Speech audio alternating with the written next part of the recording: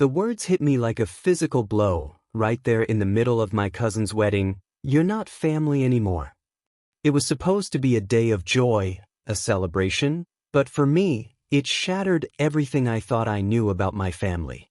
I'm Sarah, 27, and I've always been the black sheep, the one who dared to stray from the meticulously crafted life plan my dad had for us.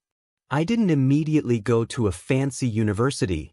Instead, I found my passion working at a coffee shop.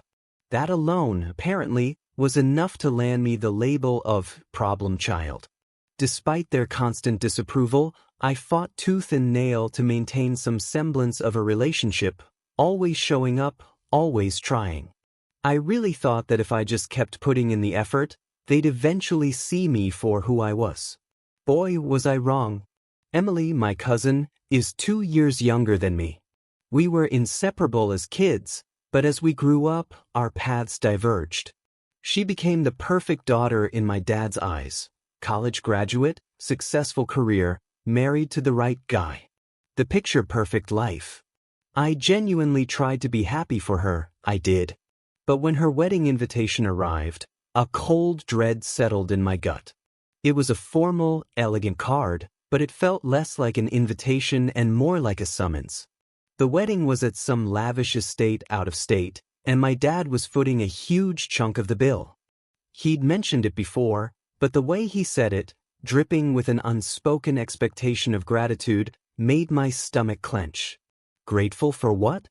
For years of barely acknowledging my existence, only to remind me of my perceived failings? The day of the wedding, I put on my best dress, painted on a smile, and walked in. The tension was immediate. Emily, who I once called my closest friend, offered only a glacial nod, a dismissive glance. She wasn't openly rude, but her message was clear. My presence was tolerated, not welcomed. My Aunt Linda, Emily's mom, darted side-eye glances at me throughout the evening, and it felt like everyone in the room was silently judging my very existence. I couldn't grasp what had happened. One minute we were family, and the next I was an outsider. Then came the moment my world tilted on its axis. I was chatting with some distant relatives I hadn't seen in ages when my dad strode over. His face was a thundercloud. "Why don't you come sit with us?" he practically hissed, his voice barely a whisper but laced with pure frustration. He glanced nervously over his shoulder, as if my very presence was an embarrassment. My eyebrows shot up. "What's wrong?" I asked, trying to keep my voice even. "You're not sitting with the family," he muttered, his jaw tight. I was genuinely taken aback. "Dad, this is my family too," I replied, bewildered. He shook his head slowly, a dismissive gesture that stung deep. "Not anymore. You know that. You should have made more of an effort with Emily. Now look at her, getting married, and you're still out here acting like you're not part of this." My jaw practically hit the floor. This wasn't the first time he'd said something cutting, but surrounded by all those judging eyes on Emily's perfect day, it was a dagger straight to my heart. The hurt I felt was a suffocating weight on my chest. Before I could even formulate a response, he turned on his heel and walked away, leaving me standing there, feeling utterly, painfully alone. The night dragged on, and I tried to fade into the background, desperate not to cause a scene. But the air thickened with unspoken judgment, and it became clearer than ever that I was being deliberately excluded. Emily wasn't even trying to hide it anymore. The sweet, welcoming cousin I remembered was gone, replaced by someone who viewed me as an inconvenience. And then the final, brutal blow. After the reception, everyone gathered around the gift table. My dad, who'd been deep in conversation with Emily's parents, suddenly pulled me aside. "Sarah, we need to talk." I braced myself, my stomach twisting. "What's going on?" I asked, my voice flat. His face was beet red, his jaw clenched so tight I thought it might shatter. "You didn't even give Emily a wedding gift. That's disrespectful. You can't keep doing this, Sarah. You can't keep acting like the world owes you something. You've been living off my money for years now, and this is how you repay me." I blinked in shock. Dad, don't try to justify it, he roared, his voice rising, drawing a few curious glances. I've been supporting you financially, and you can't even show some basic decency? You didn't even get your cousin a gift. My stomach dropped. You've been supporting me? I didn't ask you to. I shot back, my own anger flaring. You know what? He snapped, cutting me off. I don't want to hear it. You think I don't notice? I notice everything. I've been trying to help you, and this is how you repay me? It's insulting. A fire ignited in my gut. The words were stuck in my throat, my mind a whirlwind of rage and heartbreak. I didn't want to cause a public spectacle, but at that moment, something inside me snapped. For years, I'd been chasing their approval, trying to squeeze myself into their impossible mold, a family that never truly saw me. This was it. The last straw. Fine, I said, my voice low but steady, vibrating with an intensity that surprised even me. If that's how you feel, then I'll take my leave. His face was a mix of disbelief and seething anger as I turned to walk away. What? Where are you going? He demanded. I'm done, I declared, barely able to control the wave of emotion crashing over me. I'm done trying to get your approval. I don't need it. I left that wedding with my head held high, but inside, I was hollowed out. It felt like I'd just ripped myself away from the very thing that had been holding me back for so long, the desperate hope that my family would ever truly accept me. But deep down, beneath the pain, a fierce determination began to bloom. I knew with absolute certainty that it was the right decision. It wasn't over. That night was just the beginning. The calls and messages started flooding in. My dad, my aunt, even Emily. I ignored them all. I couldn't talk to them yet. They had taken so much from me, and I needed space. Then, a few days later, a text from my dad popped up. I hope you're happy with the way you've treated me. You've made your bed, now lie in it. I sat there, staring at those words for what felt like an eternity. You've made your bed, now lie in it. My dad had always been a master of guilt tripping, but this one hit harder than any before. It stung, yes, but it also brought a sudden, piercing clarity I hadn't felt in years. The more I thought about it, the angrier I became. For years, I'd been twisting myself into knots trying to please them, to live up to their impossible expectations. I'd walked on eggshells, terrified of disappointing them. But at that moment, it was crystal clear. I didn't owe them anything. I had to make a choice.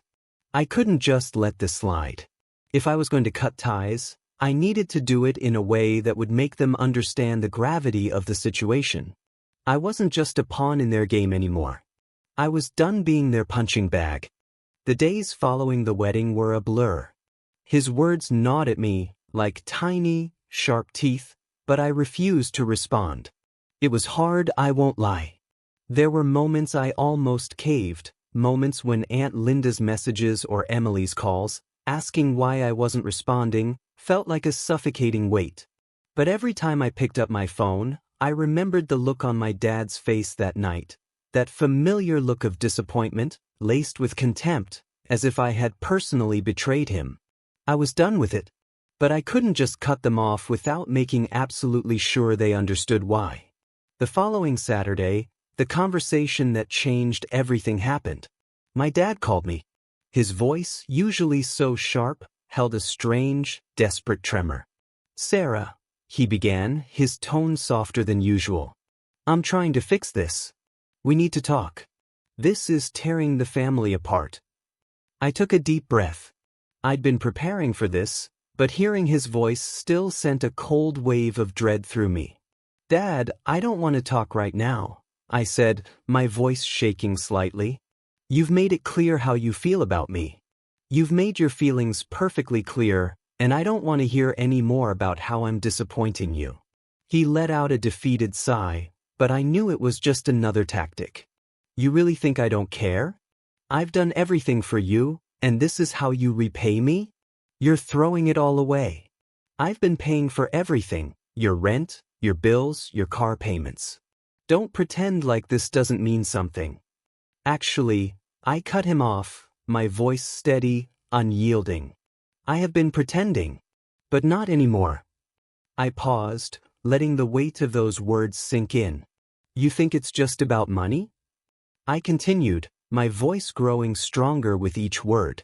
You think that just because you've been giving me money, you get to control my life? I've been living like this for years, and you never once saw me for who I was, just a project. A project you could control with your cash. Well, I'm done being your project. An agonizing silence stretched between us. I almost thought he'd hung up. Then he spoke again, his voice raw and pleading. Sarah, please. This is your family. We've always been there for you. And you're going to throw it all away for what?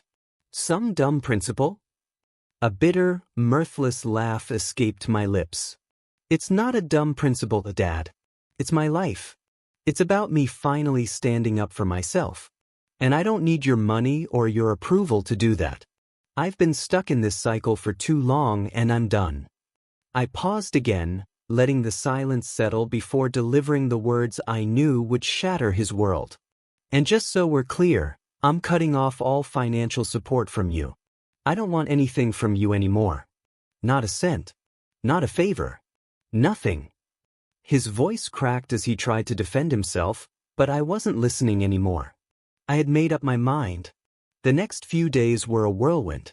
The fallout from my decision hit me hard. My dad didn't take it well, he didn't even try to hide his rage. He bombarded me with angry texts, trying to pull me back into his orbit of control.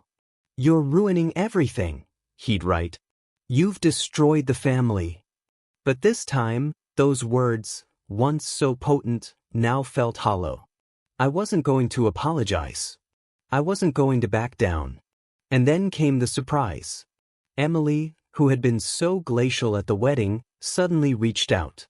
Her message was short but direct. What did you do? Why are you causing all this drama? I didn't even have to think about it. My fingers typed with a clarity I hadn't known I possessed. I'm done being your scapegoat, Emily. I'm done pretending like I'm not just here to make your perfect little life look even better. You think this is just about money?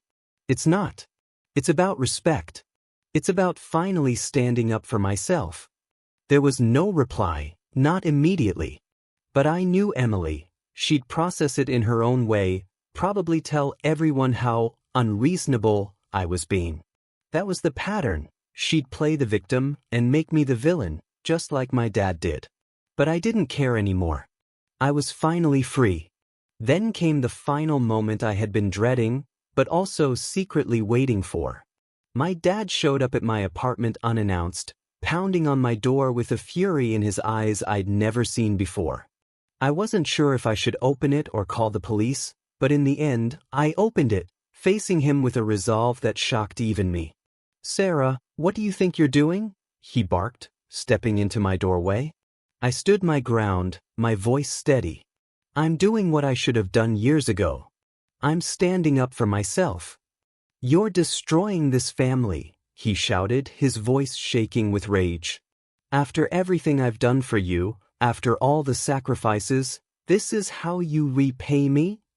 I could feel the old guilt rising in my chest, a familiar tendril trying to wrap around me, but I fiercely pushed it aside. This wasn't about him, it was about me. I don't need your sacrifices anymore, Dad. I'm done. He stared at me, his face contorted in disbelief. For a moment, the tension was so thick it felt like we were in a pressure cooker. And then, in a move I hadn't expected, my dad's shoulders slumped, and he let out a deep, defeated breath. I'm not asking for you to forgive me, he said, his voice raw. I'm just asking you to come back. To stop acting like you're alone in this. I didn't know what to say. I could feel the weight of everything pressing down on me, but I knew the answer. No, Dad. I'm not coming back. Not like this. I'm done. He stared at me, his face unreadable. And for a second, I thought he was going to lash out again. But instead, he turned and walked away, leaving me standing in the doorway, feeling both triumphant and hollow. I had stood my ground, but at what cost? It was the strangest feeling watching him walk away. Part of me expected some huge emotional breakdown, a last-ditch effort to make me feel guilty enough to cave. But as I stood there, watching his retreating figure, I felt nothing but a strange, quiet certainty. This chapter of my life, one where I was constantly walking on eggshells, second-guessing every decision to avoid angering him, was officially over. The weeks that followed were an unsettling blend of peace and lingering echoes of the storm. My family didn't stop trying to get me to reconcile. Emily called a few more times, but each time I ignored her. My Aunt Linda sent a couple of emails, asking me to reconsider, but I just deleted them. They were all trapped in their own narrative, what they wanted, and I wasn't going to be the person who caved to their pressure anymore. I got a few more texts from my dad. One of them said, "You're going to regret this. You've lost more than you realize." Another came a week later, "This is your final chance to make things right." Each time, the urge to engage withered and died. I had been living my life for them, bending to their will for so long that I barely knew who I was anymore. But with each passing day, it became clearer to me that I possessed a strength I never knew I had. I was building my own future now, and I wasn't going to let them destroy it with guilt trips and manipulation. But the ultimate test came one afternoon, almost a month after the whole fallout. I got a call from Emily, her voice fraught with panic, almost a sob. "Sarah, please, you don't understand. Dad's really sick. He's been in the hospital for a few days now, and no one knows what's going on. Mom says he's been asking for you." My breath hitched in my throat. A hairline fracture appeared in the protective shell I'd built. It wasn't that I didn't care, of course I cared. But this was my dad, the same man who made me feel like nothing more than a pawn in his game. The same man who constantly pushed me to the edge, then pulled away, expecting me to chase after him. Still, there was that insidious, familiar voice in my head, a ghost of old loyalties. Sarah, you have to be there for him. He's your father. You can't just leave things like this. I sat down on the couch, staring at my phone. The world around me blurred, the only clear thing, the choice. I thought about what I had gone through, what he had put me through, and a fierce, protective fire ignited within me. I had given him years of my life, and he had thrown it all away in pursuit of his own needs. But then something inside me shifted. I realized that I wasn't going to go back to the old Sarah, the one who sacrificed everything to please others, the one who let herself be manipulated and pushed around by guilt. That person wasn't me anymore. "I'm sorry, Emily," I said, the words feeling right, a rush of liberation, a breathtaking relief. "I can't do it. I just can't."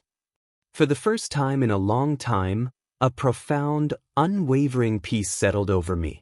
There was a long pause on the other end of the line before she replied, her voice small and defeated. "I understand. You've made your choice." And that was it. I never heard from my dad again. Not after the hospital incident.